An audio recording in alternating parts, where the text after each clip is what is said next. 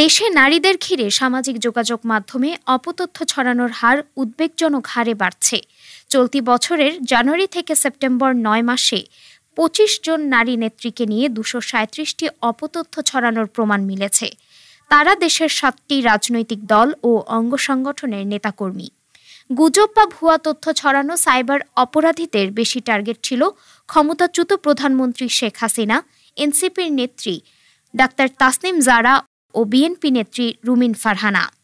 এছাড়া উপদেষ্টাদের মধ্যে সৈয়দা রিজওয়ানা হাসানকে নিয়েও অপতথ্য ছড়ানোর হার বেশি। ফ্যাক্ট চেকিং বা তথ্য যাচাইকারী প্রতিষ্ঠান রিউমার স্ক্যানারের প্রতিবেদনে এমন তথ্য উঠে এসেছে। ৮ অক্টোবর রিউমার স্ক্যানার এ প্রতিবেদন প্রকাশ করেছে। এতে বলা হয়, সামাজিক যোগাযোগ মাধ্যমে নারী নেত্রীদের নাম বা ছবি ব্যবহার করে ভুয়া বক্তব্য, সম্পাদিত ভিডিও বা এআই কন্টেন্ট ছড়ানো হচ্ছে, যা তাদের সম্পর্কে ভুল ধারণা তৈরি করছে।